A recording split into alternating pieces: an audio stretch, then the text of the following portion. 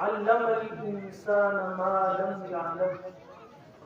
وقال سبحانه وتعالى ألف لام را كتاب أنزلناه إليك لتخرج الناس من الظلمات إلى النور.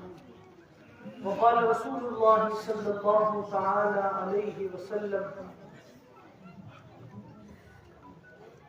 فضل العالم على العابد كفضلي على أدناكم. وقال في مقام آخر انما بعثت معلما.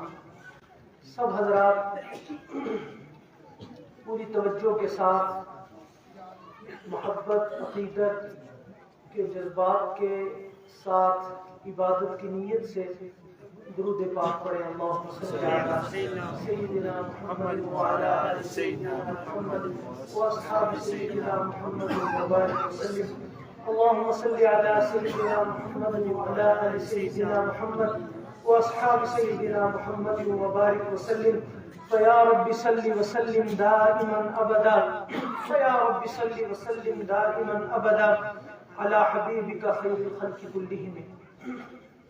انسان کو انسان بنانے والی چیز علم ہے.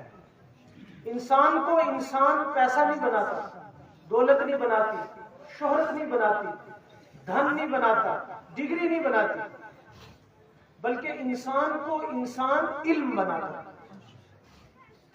اور انسان کو فرشتوں سے افضل بھی علم بناتا ہے. میرا آپ کا تعلق اس دین کے ساتھ ہے جس دین کی پہلی وحی, پہلی ہدایت اقرا ہے. پڑھو اقرا بسم ربک الذی. مگر افسوس کہ ہمارے مسلم سماج کا ایک بہت بڑا طبقہ پڑھتا ہی نہیں, باقی سب کچھ کرتا ہے, چاہے دینی تعلیم ہو چاہے دنیاوی تعلیم ہو, ماڈرن ایجوکیشن ہو, عصری تعلیم ہو یا شرعی تعلیم, قرآن کی تعلیم ہو.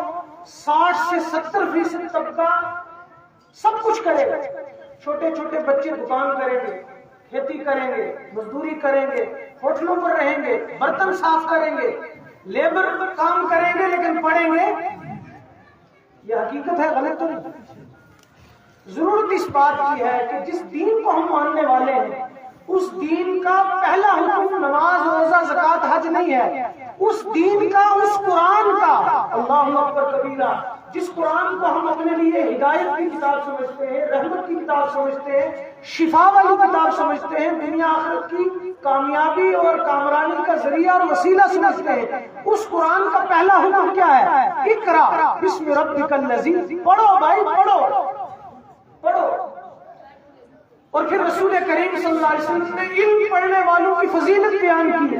فضل العالم علی العابد.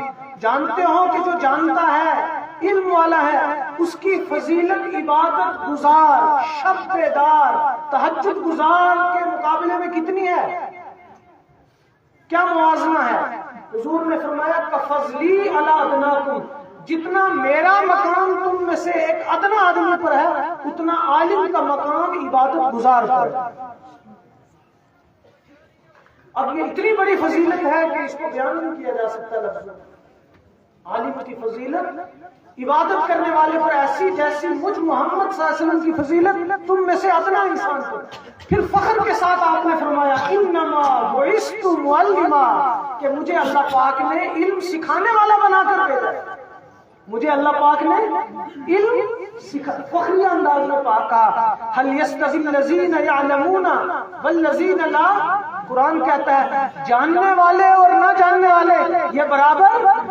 قل هل يستوي الاعمى والبصير. کیا اندھا کانا اور دیکھنے والا برابر ہو سکتا ہے؟ بتائیں بھائی. سادی قرآن پاک بڑے سادے لفظوں میں سیدھے لوگوں کو عام فہم انداز میں سمجھاتا ہے. هل يستوي الاعمى والبصير. بتاؤ سادے لوگوں, کیا اندھا اور دیکھنے والا برابر ہو سکتا ہے؟ اندھا تو ہر جگہ گرے گا. پھر قرآن کہتا ہے ام هل تستوي الظلمات والنور. کیا اندھیرا اور روشنی یہ برابر ہو سکتا ہے؟ کیا نور اور تاریکی برابر ہو سکتی ہیں؟ اسی طرح علم والا اور جاہل برابر